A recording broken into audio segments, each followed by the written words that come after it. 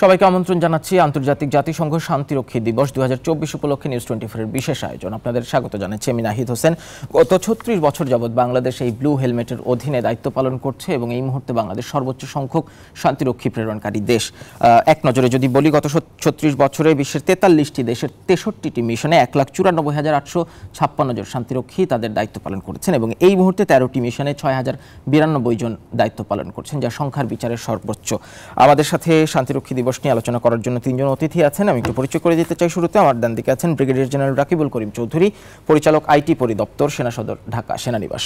General Chowdhury, আপনাকে আমন্ত্রণ জানাচ্ছি। তারপরে আছেন ক্যাপ্টেন আহমেদ আমিন আবদুল্লাহ, পরিচালক নৌ অস্ত্র পরিদর্শন ও সরবরাহ পরিদপ্তর, নৌবাহিনী সদর দপ্তর, আপনাকে আমন্ত্রণ জানাচ্ছি। তারপরে আছেন group captain A K M Abdur Razzak, senior staff officer, বিমান বাহিনী ওয়েলফেয়ার ট্রাস্ট, বিমান বাহিনী সদর দপ্তর, আপনাকে আমন্ত্রণ জানাচ্ছি।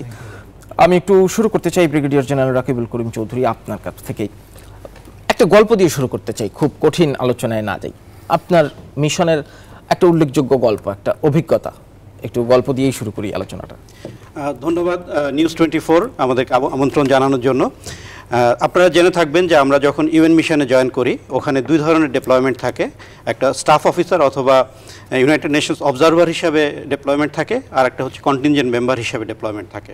তো তখন দেখা যায় যে আমার দুটোতেই অভিজ্ঞতা আছে। আমি প্রথম মিশন করেছি 2002 এবং 3 সালে সিয়েরা লিওনে। ওখানে আমি দেখেছি তারা বাংলাদেশকে খুবই ভালোবাসে এবং আপনারা অলরেডি আলোচনা করেছি কিছুক্ষণ আগে যে বাংলাদেশকে তারা বাংলা ভাষাকে তারা দ্বিতীয় ভাষা হিসাবে নিয়েছে। তো এখানে আমি একটা খুব বাস্তব একটা অভিজ্ঞতা বলবো। আমরা মাঝে মাঝে একটা পেট্রোলিংয়ে যাচ্ছিলাম, তো দুটো বাচ্চা তারা কান্নাকাটি করছিল আর কি, ছোট বাচ্চা। তো হঠাৎ আমরা যখন পাশ দিয়ে যাচ্ছি তখন দেখা গেল যে তারা কান্না থামিয়ে বাংলা বলে, আমরা পাস করে যাওয়ার পরে আবার দেখছি তারা সেম কান্নাকাটি শুরু করলো। এটা একটা খুব ভালো জিনিস, তারা তাদের এত ভালোবাসা, এটা আমরা খুব ক্লোজলি দেখতে পেরেছি। এখানে আমি আরেকটা জিনিস বলতে চাই। আমরা জানি যে 1988 সাল থেকে প্রথম ইরান ইরাক যে যুদ্ধ, ওখানকে ইনুমক যে মিশনটা ছিল, সেই মিশন থেকে আমাদের ইউএন মিশনের যাত্রা শুরু। ওখানে আমাদের যারা মিলিটারি অবজারভার ছিলেন তারা অত্যন্ত ভালো কাজ করেছেন, তারা ভূয়সী প্রশংসা অর্জন করেছেন আমাদের অন্যান্য দেশের সাথে। সেখান থেকেই কিন্তু মিশনের শুরু এবং এরাই কিন্তু বিভিন্ন ধরনের ফিডব্যাক দিয়েছে যে বাংলাদেশি মিশন যারা করে অফিসাররা খুবই ট্যালেন্টেড। এছাড়াও বিভিন্ন ফোর্স হেডকোয়ার্টারে অথবা সেক্টর হেডকোয়ার্টারে যেসব স্টাফ অফিসাররা থাকেন তারাও খুব ভালো কাজ করেন। এরই ধারাবাহিকতা কিন্তু পরবর্তীতে 1999, 1995 বা তার পরবর্তীতে বিভিন্ন ধরনের কন্টিনজেন্ট অপারেশনে গিয়েছে এবং ইউএন মিশনে অংশগ্রহণ করেছে। তো আমরা সেই সকল স্টাফ অফিসার এবং ইউএন অবজারভার যারা ইউএন মিশনে জয়েন করেছেন এবং অত্যন্ত সুন্দরভাবে কাজ করেছেন, তাদেরকে আমি সালাম এবং শ্রদ্ধা জানাই এবং তাদের এই অবদানকে আমাদের স্বীকৃতির মধ্যে আনতে হবে। এটা একটা অভিজ্ঞতা। দ্বিতীয়ত, আমরা যখন কঙ্গোতে যে মিশনটা করেছি, কঙ্গোতে আমি ফোর্স হেডকোয়ার্টারে ছিলাম। ওখানে স্টাফ অফিসার যারা ফোর্স হেডকোয়ার্টারে প্রতিদিন মর্নিং ব্রিফ হতো, ফোর্স কমান্ডার থাকতেন ওখানে। ওখানকার যে বাংলাদেশি যে স্টাফ অফিসার ছিল, অপারেশন স্টাফ অফিসার, সে ছিল হচ্ছে এই পুরা অপস রুমের পিভট হিসাবে। উনি সবসময় সব ব্রিফিং যেগুলো হতো সেগুলোতে উনি লিড করতেন এবং ফোর্স কমান্ডার তাকে খুব পছন্দ করতেন এবং এভাবেই কিন্তু বাংলাদেশের যে শান্তিরক্ষীরা আছে বা ফোর্স হেডকোয়ার্টারের অন্যান্য যারা আছে বাংলাদেশকে তারা অত্যন্ত পছন্দ করতেন এবং যার ফলশ্রুতিতে অন্যান্য মিশনে বা যে কোনো জায়গাতে আমাদের সুনাম সুখ্যাতি বৃদ্ধি পেত। এটা বলে আমি শেষ করছি আমার অভিজ্ঞতার কথা। একটু ছোট্ট করে একটু যদি বলেন, বাংলাদেশে তো বিভিন্ন জায়গায় আপনাদের পোস্টিং হয়, বিভিন্ন রকম দায়িত্ব পালন করেন, তার সাথে মিশনের অভিজ্ঞতাটা কি একটু আলাদা? মানে অভিজ্ঞতার ঝুলিটা কি অনেক বেশি সমৃদ্ধ হয়? অবশ্যই অবশ্যই। যেমন এখানে আমরা একটা বিদেশের মাটিতে যাচ্ছি, বিভিন্ন ধরনের লোক দেখতে পাচ্ছি এবং মানুষের বিহেভিয়ারটাও এক এক দেশের সাথে এক এক রকম। যেমন আমি সিয়েরা লিওনে দেখেছি, তারা খুবই ডোসাইল, খুবই ভদ্র, ইউএনের প্রতি তাদের একটা অন্যরকম মমত্ববোধ আছে। অন দ্য আদার হ্যান্ড, যখন আমরা কঙ্গোতে গিয়েছি, কঙ্গোতে আবার সেখানে দেখা গেছে এলাকা ভেদে তাদের কিছুটা এন্টি ইউএন বা জাতিসংঘের বিরুদ্ধে কিছু তাদের যে সেন্টিমেন্টটা আছে এটা কাজ করেছে, তাদেরকে কিছুটা বৈরী ভাবাপন্ন বা কিছুটা হোস্টাইল দেখা গিয়েছে। তো এ ধরনের বিভিন্ন ধরনের অভিজ্ঞতা আমরা পেয়েছি। ধন্যবাদ জেনারেল চৌধুরী আপনার চমৎকার অভিজ্ঞতার জন্য। আমার ধারণা আপনাদের সবারই এই অভিজ্ঞতা আছে। আমরাও যখন আলোচনা হয় ইউএন মিশন থেকে যারা ফেরেন, অনেক অভিজ্ঞতা শুনি। এই অভিজ্ঞতা শুনতে গেলে আসলে সময় কুলাবে না। আমি একটু যেটি বলছিলেন ব্রিগেডিয়ার চৌধুরী, যে এক এক জায়গায় এক এক রকম মানুষ, এক এক দেশের ডেমোগ্রাফি, টপোগ্রাফি এক এক রকম, কিন্তু সেগুলোতে তো যাওয়ার পর হয়তো আপনি অভ্যস্ত হচ্ছেন, এই যাওয়ার আগেও একটা জার্নি আছে আপনাদের, প্রি ডিপ্লয়মেন্ট, একটা ট্রেনিং, একটা প্রস্তুতি, সেটি একটু সংক্ষেপে শুনতে চাইবো। মানে কি ধরনের জার্নির মধ্য দিয়ে আপনি শেষ পর্যন্ত গিয়ে বাছাই প্রক্রিয়ার পর নির্ধারিত হয়ে আপনারা মিশনে যান? প্রথমেই আপনার মাধ্যমে আন্তর্জাতিক শান্তিরক্ষী দিবস 2024 উপলক্ষে আজকের আয়োজনে চ্যানেল নিউজ 24-এর সকল দর্শকদেরকে আমরা আন্তরিক শুভেচ্ছা জানাচ্ছি এবং নিউজ 24-কেও ধন্যবাদ জানাচ্ছি আমাদেরকে এখানে আমন্ত্রণ জানানোর জন্য। একজন শান্তিরক্ষী হিসেবে এটা আমার জন্য নিঃসন্দেহে অত্যন্ত সম্মানের বিষয়। আমি প্রথমেই সশ্রদ্ধ চিত্তে স্মরণ করতে চাই হাজার বছরের শ্রেষ্ঠ বাঙালি জাতির পিতা বঙ্গবন্ধু শেখ মুজিবুর রহমানকে, যার হাত ধরে আমরা পেয়েছি একটা মানচিত্র, একটা দেশ। আর এই মানচিত্র নিয়েই আমরা বিশ্বের বিভিন্ন দেশে শান্তির পতাকা নিয়ে নিজেরা দেশের স্বার্থে দেশের সম্মান রক্ষা করে চলেছি। আমি যদি আপনার প্রশ্নের উত্তরে সরাসরি যাই, আমরা 3 বাহিনীর সদস্যরা এখানে উপস্থিত আছি। আমাদের নিজস্ব বাহিনী, নিজস্ব কাজকর্ম ধারা ভিন্ন রকমের, বাট যখন আমরা জাতিসংঘ শান্তিরক্ষী মিশনে যাই, এটার ম্যান্ডেট অনুযায়ী আমাদের কিছু কিছু কাজ কমন থাকে, যেটার প্রস্তুতিকাল বাংলাদেশ থেকেই নেওয়া সম্ভব।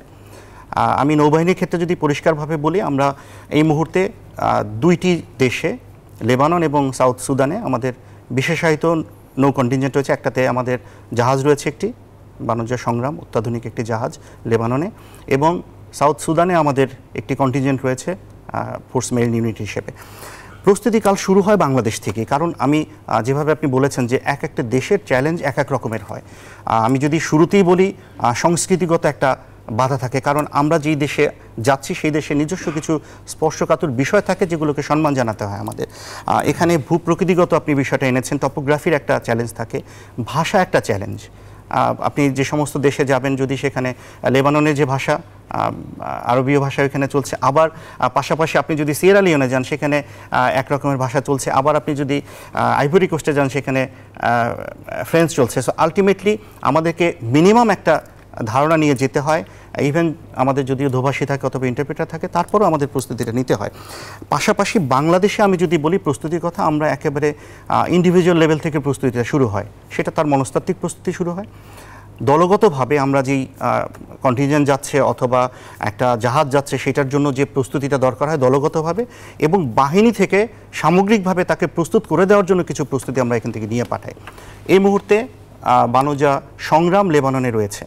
এই জাহাজটি যাওয়ার পূর্বে এখানে যারা ডিপ্লয়েড হয়েছেন প্রত্যেককে আমাদের নৌঘাটিতে চট্টগ্রামে বানজি ইসাখানে নিয়ে প্রত্যেককে এই জাহাজের ইনস অ্যান্ড আউটস, প্রত্যেকটা টেকনিক্যাল আইটেম, প্রত্যেকটা ডিটেলস এখান থেকে তাদেরকে প্রস্তুতি দিয়ে পাঠানো হয়েছে, যাতে ওখানে গিয়ে তারা তাদের সর্বোচ্চটা দিতে পারেন। একই রকমের সাউথ সুদানে যে কন্টিনজেন্টটা যাচ্ছে তাদেরকে প্রি ডিপ্লয়মেন্ট ট্রেনিংয়ের জন্য নেওয়া হয়, সেখানে তাদের মনস্তাত্ত্বিক বিষয়গুলো দেখা হয়, সেখানে প্রাতিষ্ঠানিক যে সমস্ত প্রস্তুতির প্রয়োজন হয় সেই জিনিসগুলো আমরা দেখছি। বড় যে বিষয়টা হয়, নেভি একটা টেকনিক্যাল সার্ভিস হয়, আমাদের লজিস্টিক্স চেইনটা খুব স্ট্রং এখানে করতে হয়, এটা প্রত্যেকের জন্য সমান।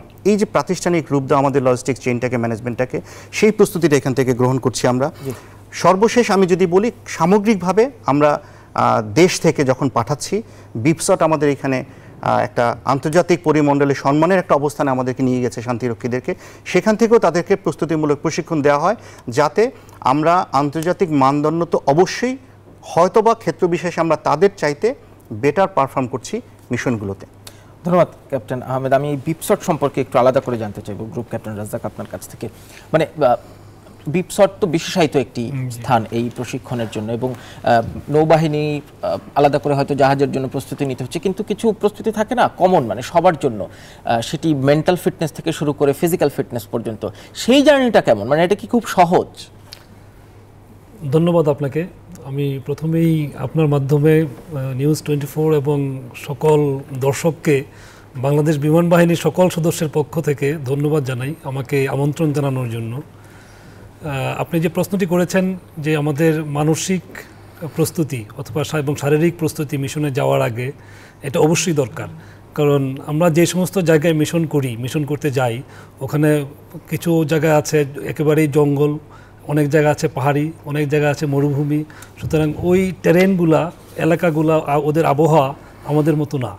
সুতরাং আমাদের একটা শারীরিক পরিবর্তন নিয়ে আসতে হয়। এবং এটার জন্য অনেক বেশি প্রশিক্ষণ, যেটা আমরা সবসময় করে থাকি, এবং মিশনে যাওয়ার আগে ওটার জন্য আবার আলাদা করে প্রশিক্ষণ নেওয়া হয়। আমাদের যেমন ডিটেইল কোর্স করা আছে যে আপনি যাওয়ার আগে শারীরিক এই কাজগুলো করে যাবেন, লাইক রুট মার্চ করবেন, আপনি আলাদাভাবে ফায়ারিং করবেন, এবং আমাদের যে ম্যান্ডেটগুলো দেওয়া থাকে এই ম্যান্ডেটগুলো সবাইকে মানে জানানো হয়, সবাই ওইটার উপরে প্রশিক্ষণ নেয়, পরীক্ষা দেয়, পরীক্ষা দিয়ে পাশ করে। সো আমরা ম্যান্ডেটগুলো জানি যে আমরা কেন যাচ্ছি। আর আরেকটা বড় জিনিস হলো আমরা ওখানে যাচ্ছি, আমরা বাংলাদেশকে নিয়ে যাচ্ছি, বাংলাদেশের পতাকাকে নিয়ে যাচ্ছি। সো এই জিনিসটাও সবার মধ্যে ছড়িয়ে দেওয়া হয় যে আমরা প্রত্যেকটা ব্যক্তি, আমরা যারা যাচ্ছি তারা বাংলাদেশের পতাকাকে আন্তর্জাতিক পরিমণ্ডলে তুলে ধরার জন্য যাচ্ছি। সুতরাং এই দেশের মানে সুনাম ক্ষুণ্ণ হয় সেটা যেন কারো মাধ্যমেই না হয়, এই জিনিসটা সবার মধ্যে মনের মধ্যে গেঁথে দেওয়া হয়। আর আরেকটা প্রস্তুতি হলো আপনার যে আমরা অনেকেই আমাদের পরিবার দেশে রেখে যাচ্ছি।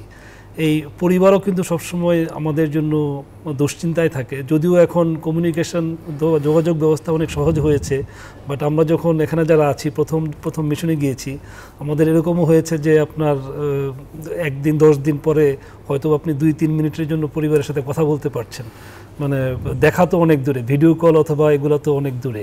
সো এই পরিবারকে রেডি করে রেখে যাওয়াটা কিন্তু একটা বড় চ্যালেঞ্জ আমাদের ছিল এবং এখনও আছে, কারণ আমাদের অনুপস্থিতিতে পরিবার কীভাবে চলবে সেই দিক দিয়েও আমাদেরকে চিন্তা করতে হয়।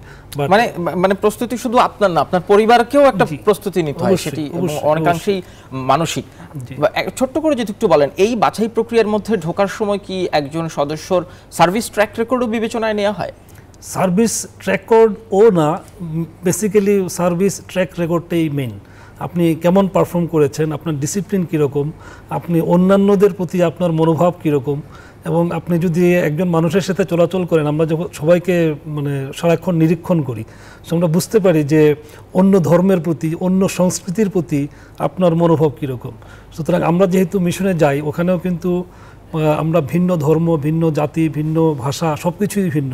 সুতরাং এদের সাথে কিভাবে কত বেশি আপনি উদার হতে পারবেন, এবং আমরা এই জিনিসগুলো চেক করা হয়। এবং প্রফেশনালিজম যেটা, পেশাদারিত্ব, আপনার বেসিক প্রফেশন যেটা, সেটা তো সবার আগে, না হলে তো আমরা মিশনে গিয়ে কিছু করতেই পারবো না। এবং আমরা এই যে আন্তর্জাতিক পরিমণ্ডলে আমাদের এত সুনাম, এটা কিন্তু আমাদের ওই পেশাদারিত্ব, আমাদের দেশপ্রেম বলেন, আমাদের সর্বস্তরের যে নেতৃত্বের প্রতি আমাদের যে অকুণ্ঠ দায়বদ্ধতা, এগুলোর কারণেই আমরা অর্জন করতে পেরেছি। আমরা আরও কিছু বিষয় আলোচনা করবো, একটা বিরতি নিয়ে ফিরতে চাই। প্রিয় দর্শক, আন্তর্জাতিক জাতিসংঘ শান্তিরক্ষা দিবস উপলক্ষে বিশেষ এই আয়োজনে একটা বিরতি নিচ্ছি, ফিরছি খানিকক্ষণ পরে, সঙ্গেই থাকবেন।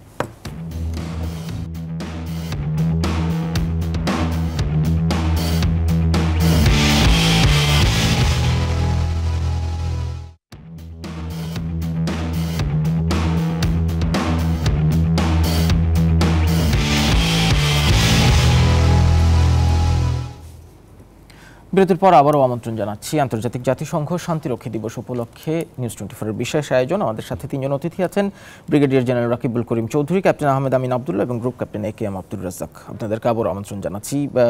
ব্রিগেডিয়ার চৌধুরী, আপনার কাছ থেকে আবারও একটু শুরু করি। মানে শান্তিরক্ষী হিসাবে আপনারা যখন বিভিন্ন দেশে বিভিন্ন মিশনে যান, আপনাদের তো প্রাইমারি রেসপন্সিবিলিটি হচ্ছে সেখানকার সিভিলিয়ানদের নিরাপত্তা বিধান করা, সম্ভাব্য কোনো গোলযোগ নিয়ন্ত্রণ কিংবা দমন করা। কিন্তু আমরা বিভিন্ন গল্পে শুনি যে এই মূল দায়িত্ব পালন করেও বাংলাদেশের যে শান্তিরক্ষীরা যান, তারা আরও অনেক বেশি কাজে সম্পৃক্ত থাকেন, এবং বাংলাদেশের যেটা চরিত্রগত হিউম্যানিটেরিয়ান ক্যারেক্টার, সেই জায়গা থেকেও আপনাদের কাছ থেকে ওষুধ দেওয়ার গল্প শুনি, তাদেরকে চিকিৎসা দেওয়ার গল্প শুনি, স্থানীয়দের নানানভাবে সহযোগিতা করার গল্প শুনি, একটা হৃদ্যতাপূর্ণ সম্পর্ক তৈরি হয়ে যায়। সেই জায়গা থেকে একটু আপনার অভিজ্ঞতা শুনতে চাইব। ধন্যবাদ আপনাকে, খুবই একটি পার্টিনেন্ট একটি প্রশ্ন। তো বাংলাদেশ সেনাবাহিনীর কথা যদি বলি, বাংলাদেশ সেনাবাহিনী দীর্ঘদিন ধরে তারা পার্বত্য চট্টগ্রামে তারা অপারেশন করে আসছে, এবং আমাদের সৈনিকরা সেখানে অপারেশন করে আমাদের দেশের মধ্যে অপারেশন করছে, বা তারা একটা অপারেশনের মধ্যে থাকাতে তারা কিন্তু এটার সাথে অলরেডি ইউজ টু।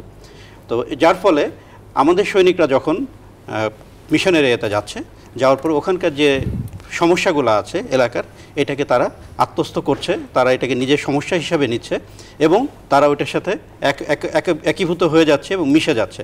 যার ফলে তারা যখন ওখানে যাওয়ার পরে যে কোনো ধরনের সমস্যা তারা এটাকে মানবিকভাবে দেখছে।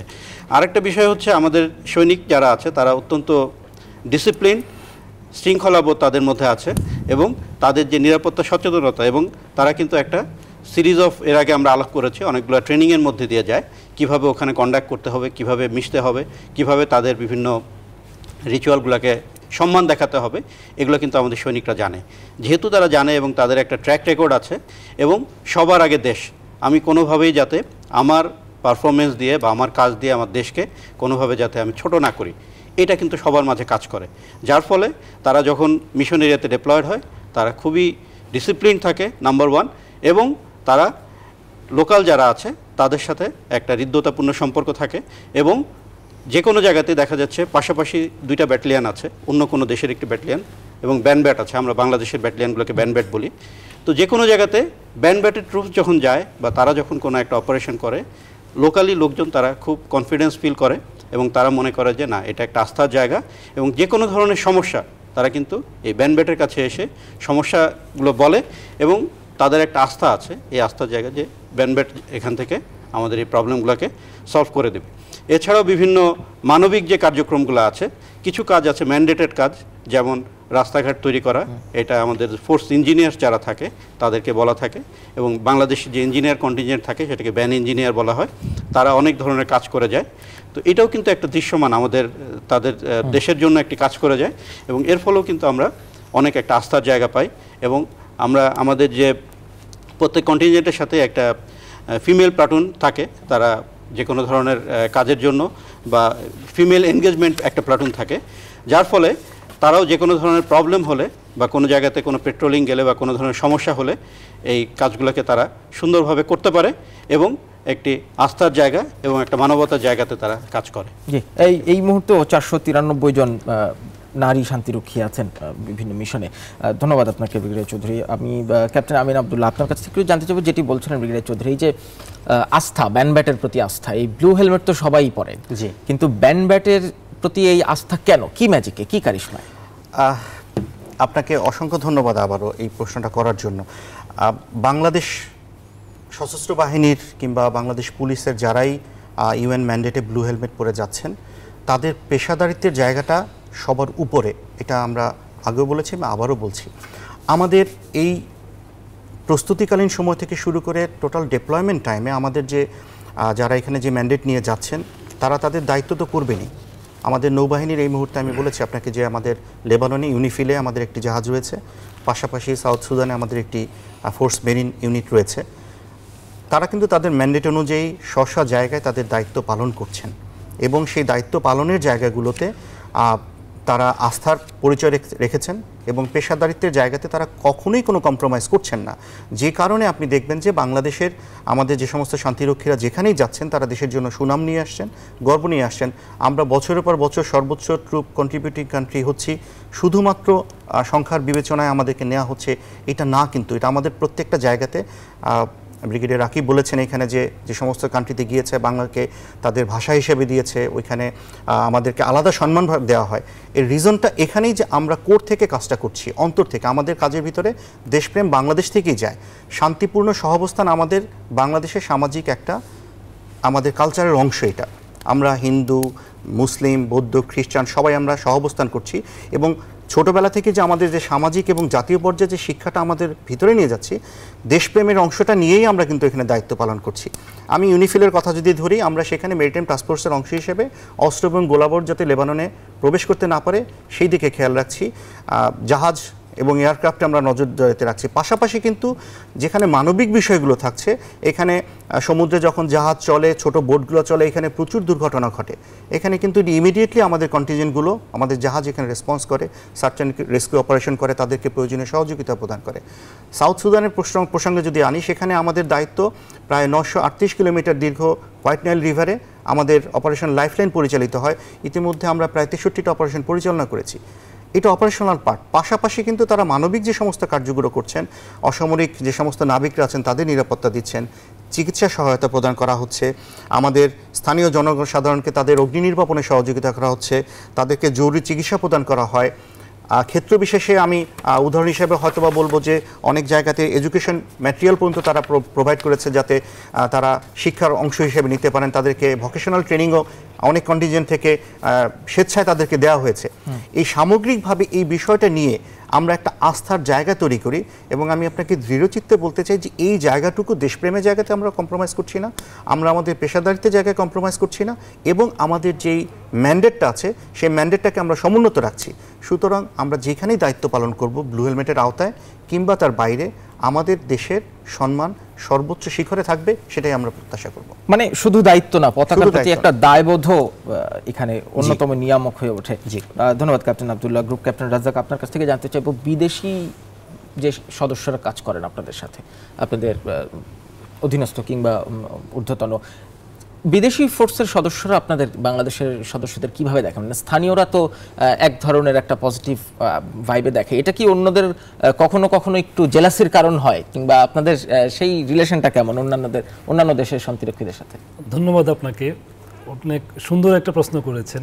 যে আমরা যখন শান্তিরক্ষী মিশনে যাই আমরা তো আরও অনেক দেশের মানুষের সাথে ওখানে কাজ করতে হয়। তো একটা জিনিস হলো যে আমাদের পেশাদারিত্ব, এই জিনিসটাকে সবাই খুব সম্মান করে, এবং আরেকটা জিনিস হলো আমরা খুব ডিসিপ্লিনড এবং আমাদেরকে যে ম্যান্ডেট দেওয়া হয়েছে তার বাইরে আমাদের অন্য কোনো উদ্দেশ্য নেই, আমরা অন্য কোনো কিছু করতে যাই না।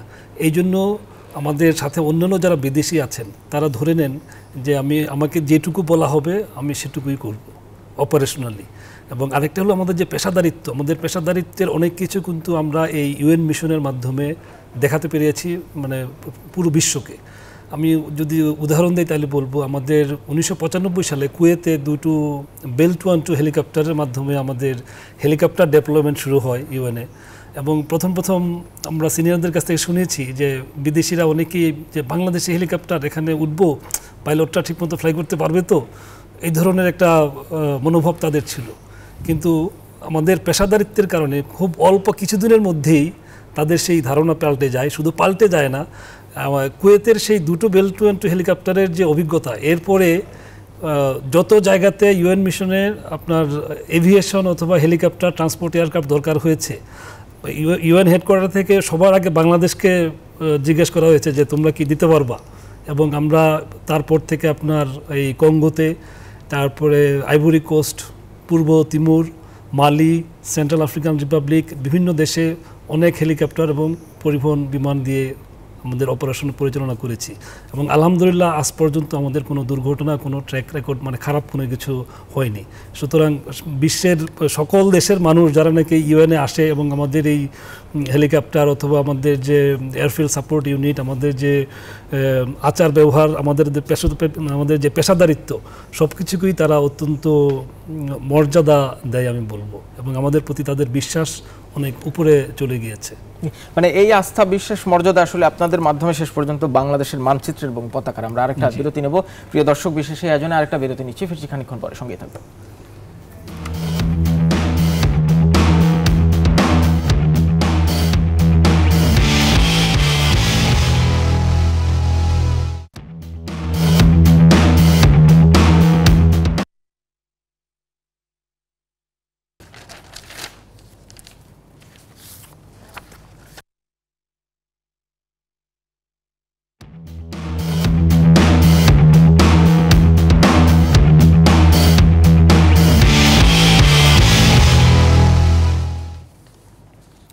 আবার আমন্ত্রণ জানাচ্ছি আন্তর্জাতিক জাতিসংঘ শান্তিরক্ষী দিবসের বিশেষ এই আয়োজনে। আমাদের সাথে আছেন brigadier general Rakibul Karim Chowdhury, captain Ahmed Amin Abdullah এবং group captain A K M. Abdur Razzaq. আমি এবার একটু উল্টো দিক থেকে শুরু করি। গ্রুপ ক্যাপ্টেন রাজ্জাক, আপনার কাছ থেকে শুরু করব। মানে ধরেন একটু ভাববাচ্চার প্রশ্ন, আপনি পেশাদারিত্ব, দায়িত্ব, দায়বোধ সব কিছু মিলিয়ে আপনি শেষ পর্যন্ত তো বাংলাদেশের পতাকার প্রতিনিধিত্বকারী। এই ফিল্ডটা কেমন? মানে জানেন যে কোনো সময় একটা মৃত্যু ঝুঁকি পরিস্থিতি তৈরি হতে পারে, দুর্গম অঞ্চলে অপারেশন করতে যেতে হতে পারে, তারপরেও শেষ বেলায় সেই যে পতাকার প্রতিনিধিত্ব করা, এই জায়গার আবেগ ভাবনাটা কেমন? ধন্যবাদ আপনাকে আবারও। আমরা যারা সশস্ত্র বাহিনীতে জয়েন করি, আমরা কিন্তু জয়েন করি, আমরা জানি যে আমাদেরকে যুদ্ধ করতে হবে দেশের জন্য, এই পতাকার জন্য। আমাদেরকে যুদ্ধ করতে হবে এবং যে কোনো মুহূর্তে আমাদেরকে আমাদের জীবন উৎসর্গ করতে হবে। এটা যেদিন আমি জয়েন করেছি সেদিন থেকেই জানি। তো এখন আমাদের হয়তো দেশে দেশে ওরকম যুদ্ধ নেই, কিন্তু এই দেশকে প্রতিনিধিত্ব করার একটা বড় সুযোগ আমাদের সামনে আসে আমরা যখন ইউএন মিশনে শান্তিরক্ষী বাহিনীতে যাই। তো আমরা জানি যে আমরা যেখানে যাচ্ছি আমাদের অনেক পূর্বসূরীরা শহীদ হয়েছেন, জীবন দিয়েছেন।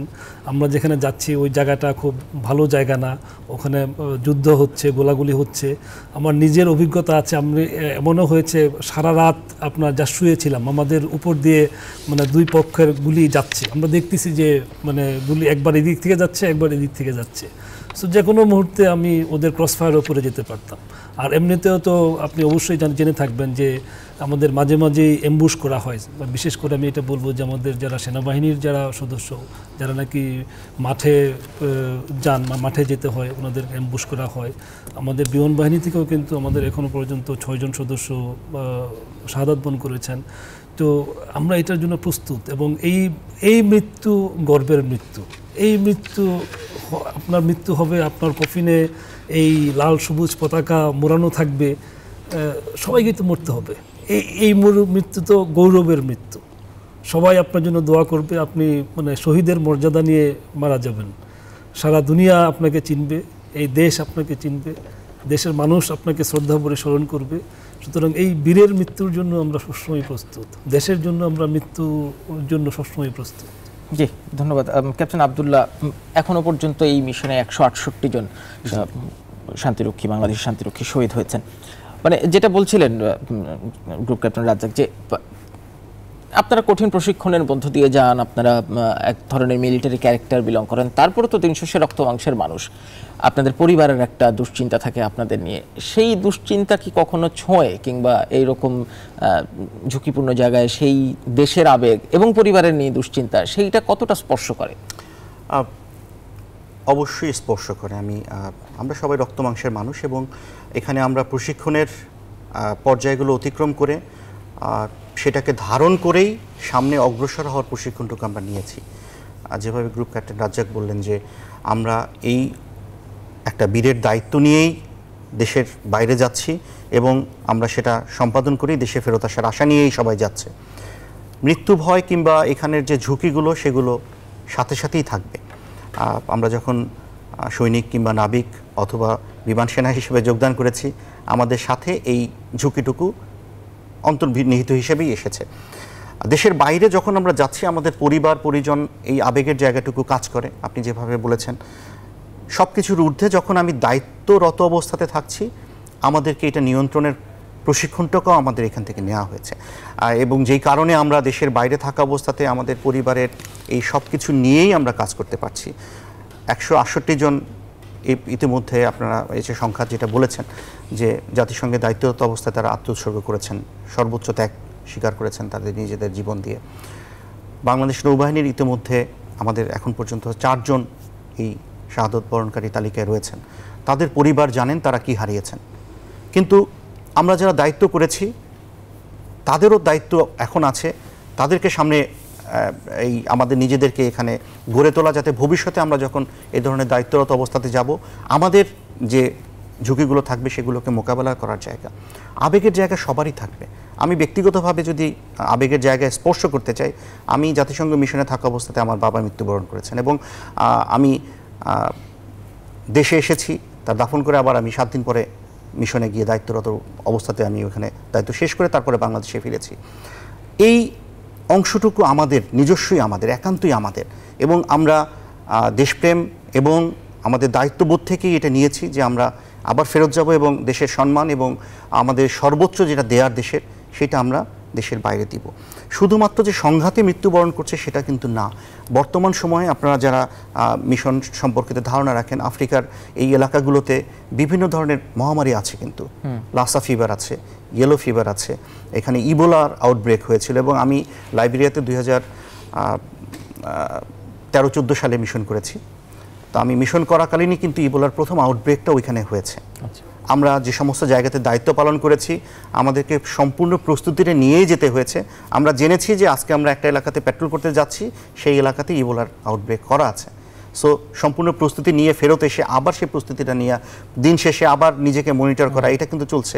এখন এই যে করোনা ভাইরাসের সময়টা গেল, এর ভিতরেও কিন্তু আমাদের জাতিসংঘ শান্তিরক্ষা মিশন বন্ধ হয়নি। আমাদের প্রত্যেকটা সদস্য এই যে টোটাল এই জাতিসংঘ পরিস্থিতি যেটা থাকে সেটা তো থাকছেই, পাশাপাশি অতিমারি মহামারীর এই ঝুঁকিটা নিয়েও কিন্তু তারা করছেন। এবং আমি মনে করি আমাদের শক্তি, আমাদের দেশ, আমাদের পরিবার, আমাদের দেশের জনগণ, তারা আমাদের এই আস্থার জায়গাতে বসিয়েছে বলেই আমরা আজকে দেশের বাইরে গিয়ে সেই আস্থার প্রতিফলন দিতে পারছি। এবং এই জন্য আমরা আন্তরিকভাবে গর্বিত, এবং আমাদের সামনেও আমাদের যেভাবে দিনগুলো আসবে আমরা আমাদের সর্বোচ্চ দেওয়ার চেষ্টা করব এই দেশের জন্য। ধন্যবাদ captain Abdullah group. Brigadier general Rakibul Karim Chowdhury, আপনার কাছ থেকে একটু শেষ করবো। এবারে স্লোগান হচ্ছে fit for the future, building better together. এই স্লোগানের পার্সপেক্টিভে একটু যদি বলেন, বাংলাদেশের এই যে শান্তিরক্ষায় অগ্রযাত্রা, সেটি কি প্রত্যাশা করেন, কোন গতিতে এগিয়ে যাবে, এবং বিল্ডিং বেটার টুগেদার, সবাই মিলে একটি শান্তি বিরাজ করা পৃথিবীব্যাপী, সেটি কিভাবে এগোবে? জি, ধন্যবাদ আপনাকে খুবই একটি পার্টিনেন্ট একটি প্রশ্ন করার জন্য। তো আমরা বাংলাদেশি শান্তিরক্ষী যারা, বাংলাদেশ সেনাবাহিনী, নৌবাহিনী, বিমান বাহিনী, বাংলাদেশ পুলিশ, আমরা সুন্দরভাবে এই দায়িত্ব পালন করে যাচ্ছি। এবং এখন আমরা জানি যে বর্তমানে এই পিস কিপিং বা যে একটা ম্যান্ডেট চেঞ্জ হয়েছে। আমরা আগে চ্যাপ্টার 6-এর আন্ডারে কাজ করতাম, এখন পিস এনফোর্সমেন্ট বা চ্যাপ্টার 7-এর আন্ডারে আমরা কাজ করছি। এছাড়াও এখানে বিভিন্ন ধরনের নতুন নতুন মাত্রা যোগ হয়েছে, টেরোরিজম যোগ হয়েছে, নতুন প্রজন্মের অস্ত্রশস্ত্র তারা ব্যবহার করছে, প্লাস ওখানে বিভিন্ন ধরনের আইডির একটা বিষয় আছে, যেটাকে উদ্ভাবিত বিস্ফোরক সরঞ্জাম যেটাকে বলা হয়। এছাড়াও স্থানীয় যারা আছে তাদের মধ্যে একটা বিবাদমান একটা পরিস্থিতির সৃষ্টি হচ্ছে, যার ফলে কিন্তু এই চ্যালেঞ্জটা কিন্তু আমাদের দিনকে দিন বাড়ছে। এছাড়াও অনেক সময় দেখা যাচ্ছে যে দেশ আমাদের হোস্ট কান্ট্রি যারা, তারা দেখা যাচ্ছে যে কোনো একটা প্রপার ম্যান্ডেট ছাড়া বা কোনো একটা প্রপার ডিসিশন ছাড়াই আমাদেরকে হয়তো ডিপ্লয় করে দিচ্ছে। তো বিভিন্ন ধরনের চ্যালেঞ্জ আছে আমাদের। তো এই চ্যালেঞ্জ মোকাবেলার জন্য আমরা কাজ করে যাচ্ছি, এই জন্য রিসোর্সের প্রয়োজন হয়। তো আমি ধন্যবাদ জানাবো আমাদের সরকার প্রধানকে, বাংলাদেশ এবং সেনাবাহিনীর যে অথরিটি, তারা আমাদের সম্পূর্ণ সাপোর্ট দিচ্ছেন এটার জন্য। এবং আমাদের এই বৈশ্বিক মন্দা বা বিভিন্ন অর্থনৈতিক যে একটা এখন খারাপ সময় যাচ্ছে, বাট তারপরেও আমাদের এই মিশনের জন্য, ইউএন মিশনের জন্য যেসব ইকুইপমেন্ট দরকার বা যে ধরনের সাপোর্ট দরকার, এই পরিপূর্ণ সাপোর্ট এবং আমাদের যে লজিস্টিক সিস্টেম, এটার জন্য যে খরচ, এটা আমরা কিন্তু পরিপূর্ণভাবে পাচ্ছি এবং এটার জন্য কিন্তু আমরা ওইভাবে প্রস্তুত হচ্ছি। এছাড়াও আরেকটি ইউএনের জন্য আরেকটি রিকোয়ারমেন্ট আছে, নারী সদস্যদের যে অংশগ্রহণ করা, অলরেডি আমরা বলেছি। এটার জন্য কিন্তু আমরা সম্পূর্ণভাবে প্রস্তুত। আপনি জানেন যে 2015 সালে আমাদের বাংলাদেশ সেনাবাহিনীতে নারী সেনা সদস্য তারা জয়েন করে প্রথম, এবং 2019 সাল থেকে কিন্তু তারা অলরেডি সেনা সদস্য হিসাবে দায়িত্ব পালন করছে। তো জাতিসংঘের যে একটা চাহিদা আছে, আরও বেশি পরিমাণে নারী সেনা সদস্য তারা নিতে চাচ্ছে, এটা দেওয়ার জন্য কিন্তু আমরা প্রস্তুত, এবং পাইপলাইনে আমাদের অনেক নারী সেনা সদস্য তারা প্রস্তুত হচ্ছে। তো সার্বিক বিবেচনায় আমাদের ট্রেনিং অ্যাসপেক্ট যদি আমরা চিন্তা করি, আমাদের অস্ত্র সরঞ্জামাদির কথা যদি চিন্তা করি, প্লাস আমাদের যে ব্যক্তিগত প্রস্তুতি এবং প্রশিক্ষণের কথা চিন্তা করি, তো আমরা এটা এক পার আছি, সমান সমান আছি বা কিছুটা এগিয়েও আছি। তো যেটা সামনে যে চ্যালেঞ্জগুলো আসবে, এটাকে আমরা মোকাবেলার জন্য পরিপূর্ণভাবে প্রস্তুত, এবং আমরা যেভাবে এখন কাজ করে যাচ্ছি, ভবিষ্যতে ইনশাআল্লাহ আমরা আরও ভালো কাজ করব, এটাই আমরা আশা রাখছি। আমরা প্রত্যাশা করি বাংলাদেশের এই শান্তিরক্ষায় অবদান আরও অনেক দিন এরকম সর্বোচ্চ অবস্থায় থাকবে এবং সমুন্নত থাকবে লাল সবুজের পতাকা। Brigadier general Rakibul Karim Chowdhury, captain Ahmed Amin Abdullah এবং group captain K M Abdur Razzaq, আপনাদের তিনজনকে অসংখ্য ধন্যবাদ আজকে যুক্ত হওয়ার জন্য।